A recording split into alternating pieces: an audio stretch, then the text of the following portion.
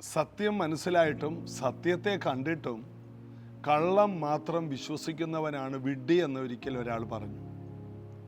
അതെ, സത്യം അറിഞ്ഞു കഴിഞ്ഞാൽ സത്യത്തിൽ നടക്കണം, സത്യത്തെ കണ്ടെത്തി സത്യത്തിൽ ജീവിക്കണം. യേശു പറഞ്ഞു, ഞാൻ വഴിയും സത്യവും ജീവനുമാകുന്നു. എന്നിൽ വിശ്വസിക്കുന്നവൻ ഒരു നാൾ ലജ്ജിച്ചു പോകില്ല എന്ന് യേശു ഉറപ്പ് പറഞ്ഞു. 2000 വർഷങ്ങളായി യേശു പറഞ്ഞ വചനത്തിൽ നിന്ന് ഒരു വാക്കുപോലും മാറിയിട്ടില്ല. യേശുവിൽ വിശ്വസിച്ചവരാരും തന്നെ ലജ്ജിച്ചു പോയിട്ടുമില്ല. ഇന്ന് ഭൂമിയിലുള്ള എല്ലാവരും ഒരു സത്യാന്വേഷിയായിട്ട് ജീവിക്കുകയാണ്. എന്നെങ്കിലും ഒരു സത്യം കണ്ടെത്താൻ കഴിയുമോ? റഷ്യൻ ശാസ്ത്രജ്ഞന്മാർ ആദ്യമായിട്ട് സ്പേസിൽ പോയപ്പോൾ അവർ പറഞ്ഞൊരു കാര്യമുണ്ട്. അവിടെ നിന്ന് ഞങ്ങളിവിടെയെല്ലാം ദൈവത്തെ അന്വേഷിച്ചു, കണ്ടില്ല. എന്നിട്ട് ഭൂമിയിൽ വന്നിട്ട് അവർ പറയുകയാണ്, ദൈവത്തെ ഞങ്ങൾ അവിടെ അന്വേഷിച്ചിട്ട് കണ്ടില്ല. എന്നാൽ ഇവരറിഞ്ഞോ ഇതിനപ്പുറത്തും പ്രപഞ്ചമുണ്ടെന്ന്?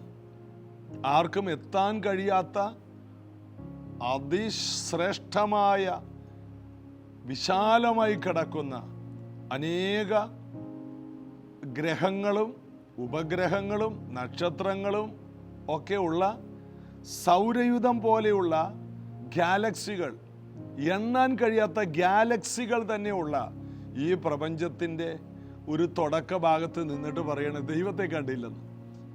എന്നാൽ സ്വർഗത്തിൽ വസിക്കുന്നവൻ ചിരിക്കുന്നു എന്ന് സങ്കീർത്തനത്തിൽ നമ്മൾ വായിക്കുന്ന പോലെ ദൈവത്തിന് കാണാൻ കഴിയാത്തൊരു സ്ഥലമില്ല.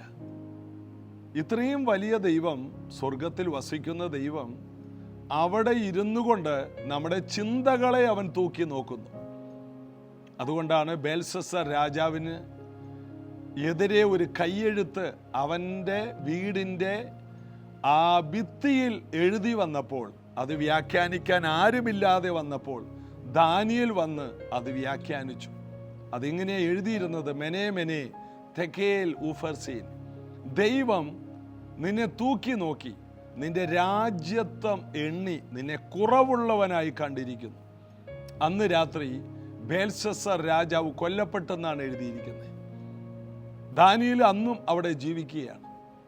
സത്യത്തിന് വേണ്ടി നിൽക്കുന്ന ദാനിയേൽ ജീവിക്കുകയും സത്യവിരുദ്ധമായി ജീവിക്കുന്ന ബേൽശസ്സർ കൊല്ലപ്പെടുകയും ചെയ്തതാണ് നമ്മളവിടെ കാണുന്നത്.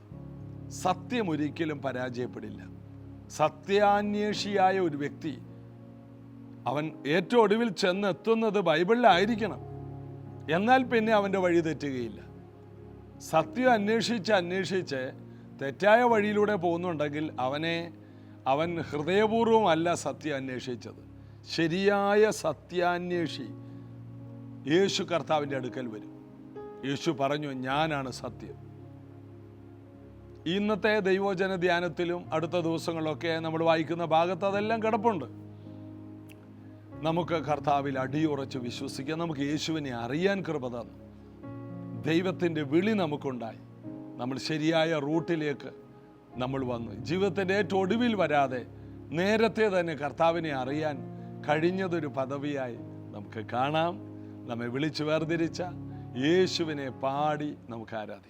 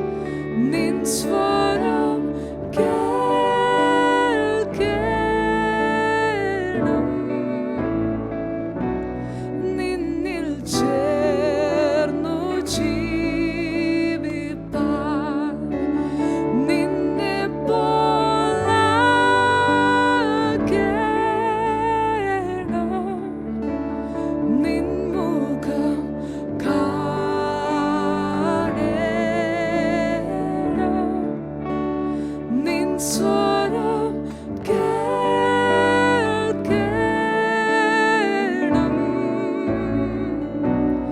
നിന്നിൽ ചേർന്നു എന്നെ ഞാൻ തന്നിടുന്നു.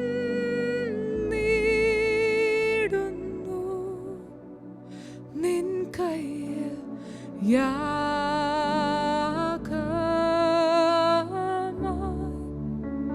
സ്വീകരിക്കണേ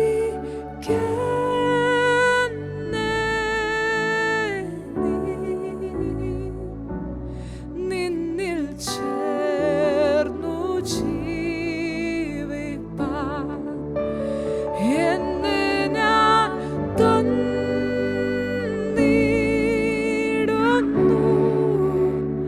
നിൻ കയ്യിൽ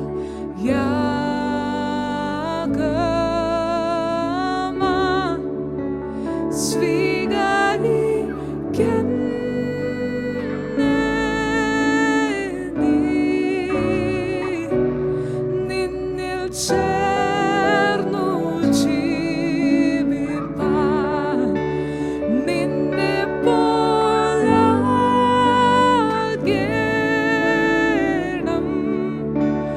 നിൻ മുഖം കാണേണം.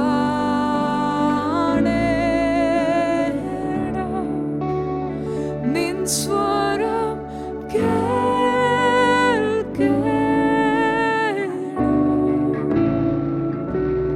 നിന്നിൽ ചേർന്നു ജീവിപ്പാൻ നിന്നിൽ ചേർന്നു ജീവിപ്പാൻ യേശുവേ. നിന്നിൽ ചേർന്നു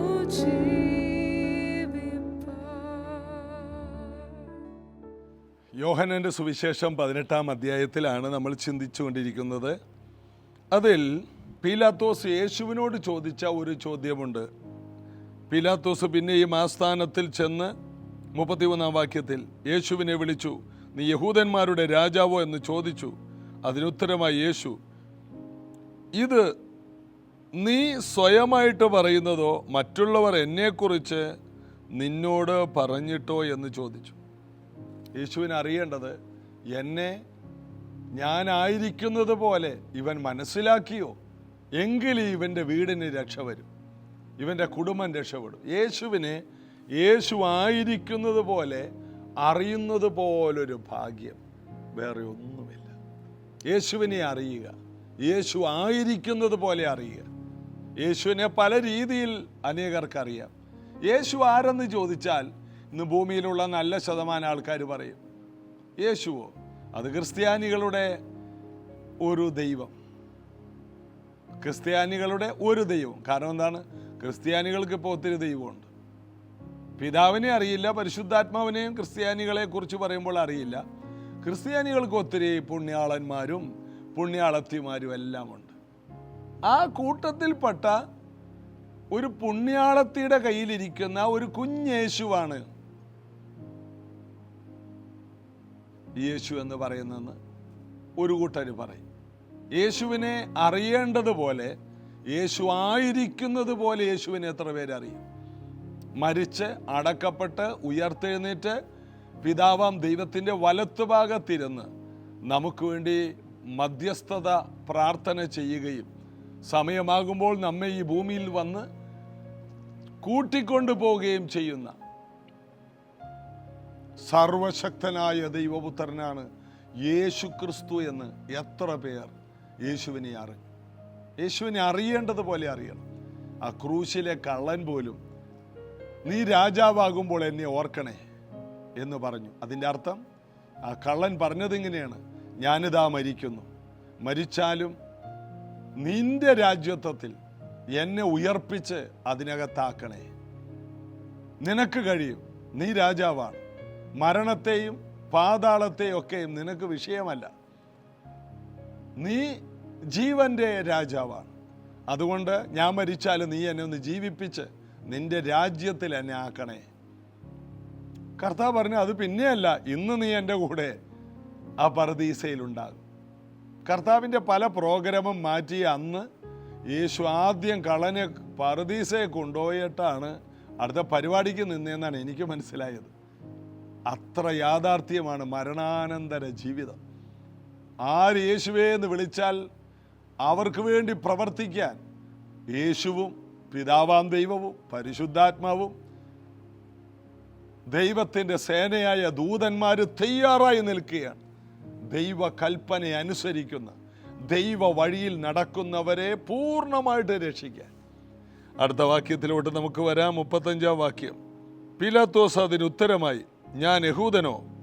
നിന്റെ ജനവും മഹാപുരോഹിതന്മാരും നിന്നെ എൻ്റെ പക്കൽ ഏൽപ്പിച്ചിരിക്കുന്നു. നീ എന്തു ചെയ്തു എന്ന് ചോദിച്ചതിന് യേശു, എൻ്റെ രാജ്യം ഐഹികമല്ല. ഈ ലോകത്തിൽ കാണുന്നതല്ല എൻ്റെ രാജ്യം. അതാണ് ഐഹികമെന്ന് പറഞ്ഞാൽ.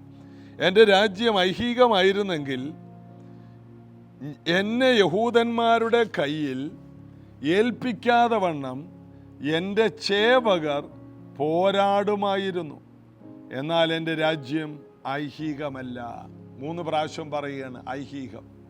ഈ ലോകത്തിൽ കാണുന്ന ഒരു സാധാരണമല്ലെന്ന അതിൻ്റെ അർത്ഥം. വെറും നാച്ചുറൽ അല്ല എൻ്റെ രാജ്യം. എൻ്റെ രാജ്യം സൂപ്പർ നാച്ചുറലാണ്. എൻ്റെ രാജ്യം നാച്ചുറൽ അല്ല. എൻ്റെ രാജ്യം നിങ്ങൾ ചിന്തിക്കുന്നതിനേക്കാൾ അനേകം മടങ്ങ് ശക്തിയുള്ള സൂപ്പർ നാച്ചുറലാണ്. എൻ്റെ രാജ്യം സ്വർഗത്തിലെ സൈന്യത്തെ ഒക്കെ വിന്യസിപ്പിച്ചിട്ടുള്ള അതിശക്തമായ രാജ്യമാണ്.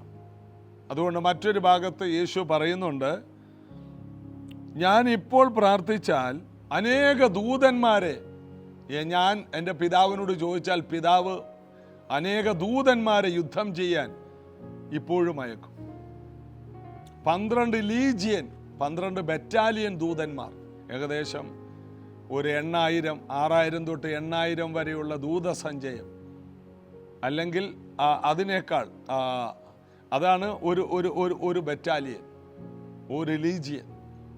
ഇതെന്ന് പറഞ്ഞ ഒരു 72,000 ദൂതന്മാർ സ്വർഗത്തിൽ നിന്ന് ഞാൻ ഇപ്പോൾ എൻ്റെ പിതാവിനോട് ചോദിച്ചാൽ ഇറങ്ങി വരും.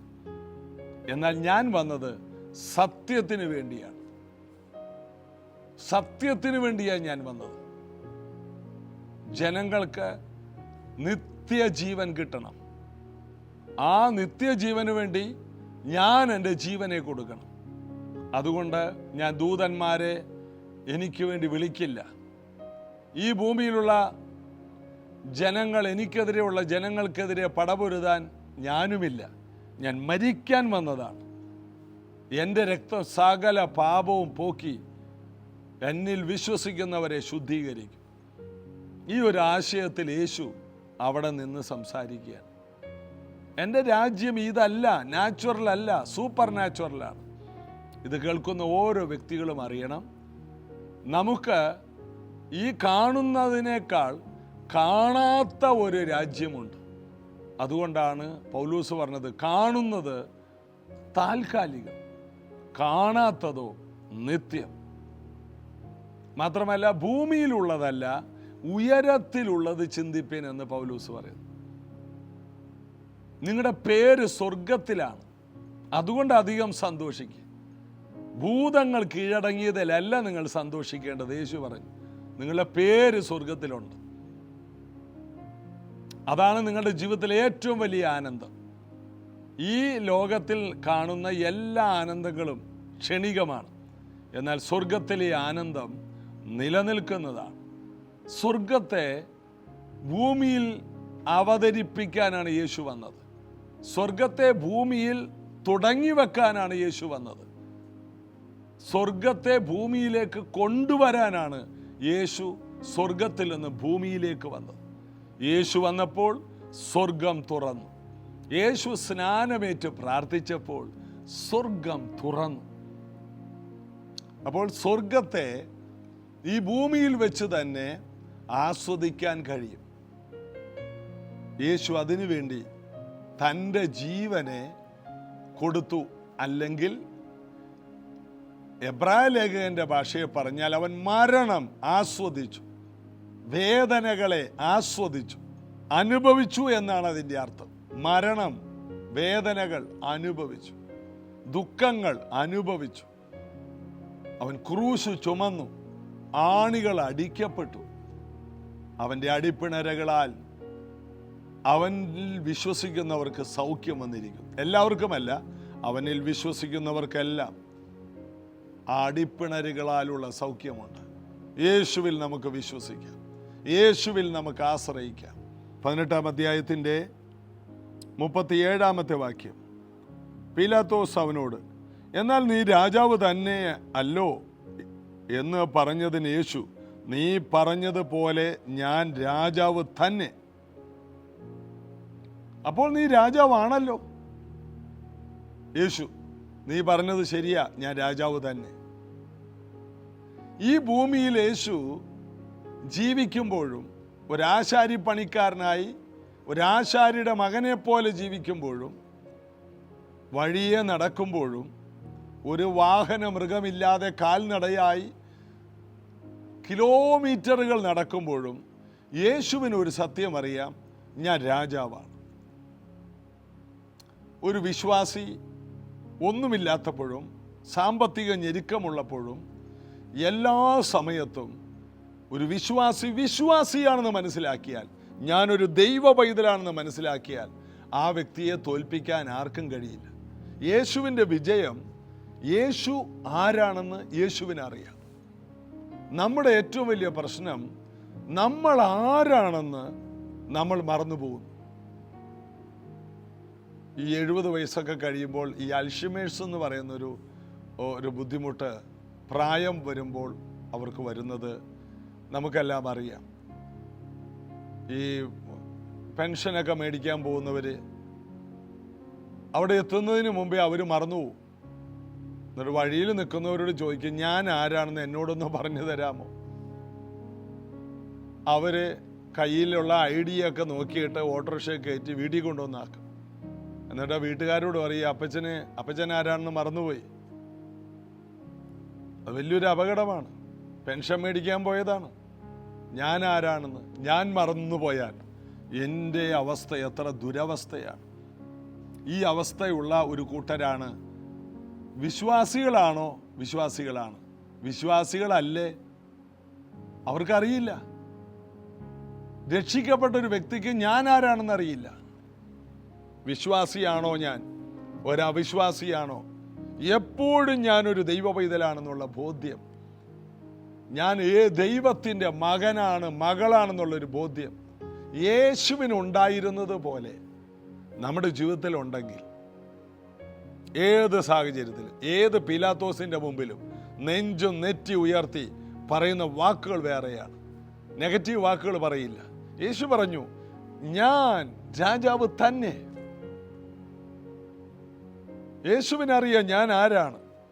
ഈ ദിവസങ്ങളിൽ നമ്മൾ ആരാണ് എന്നുള്ള ആ വലിയ ചിന്തയിൽ ജീവിക്കണം. രക്ഷിക്കപ്പെട്ട, സ്നാനപ്പെട്ട, പരിശുദ്ധാത്മാവിനെ പ്രാപിച്ചവർ എത്രയധികം ഈ ചിന്തയിൽ ജീവിക്കണം. ഞാനൊരു രാജകുമാരനാണ്, ഞാൻ രാജകുമാരിയാണ്. ഇന്ന് ചിലപ്പോൾ എനിക്കൊന്നും കാണില്ലായിരിക്കാം, എന്നാൽ എൻ്റെ മുന്നിൽ ഒത്തിരി അനുഗ്രഹങ്ങൾ കിടക്കുകയാണ്. ഇതുപോലെ ആയിരിക്കണം ഒരു ദൈവ പൈതൽ.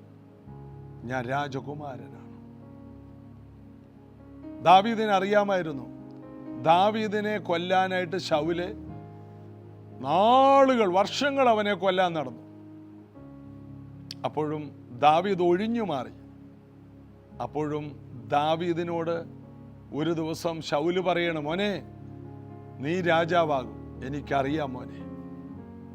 പിന്നെ അവൻ്റെ ബോധം പോവും, പിന്നെ അവനെ കൊല്ലാൻ നടക്കും. ഒരു ദിവസം യോനാഥാൻ രഹസ്യമായി വന്ന് ദാവീദിനെ കണ്ടു, നീ രാജാവാകും, അന്ന് ഞാൻ നിന്റെ രണ്ടാമനാകും. യോനാഥാൻ എന്ന് പറയുമ്പോൾ ശൗലിൻ്റെ മകൻ.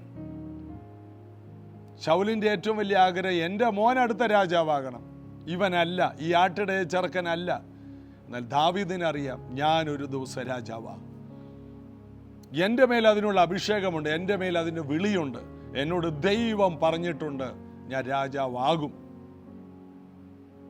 എന്നെ ദൈവ രാജാവായിട്ടാണ് കണ്ടത്. അതുകൊണ്ടാണ് ശമൂവേലിനോട് പറഞ്ഞത്, 1 ശമൂവേൽ 16-ാം അധ്യായത്തിൽ, നീ എന്തിനാ വിഷമിക്കുന്നേ?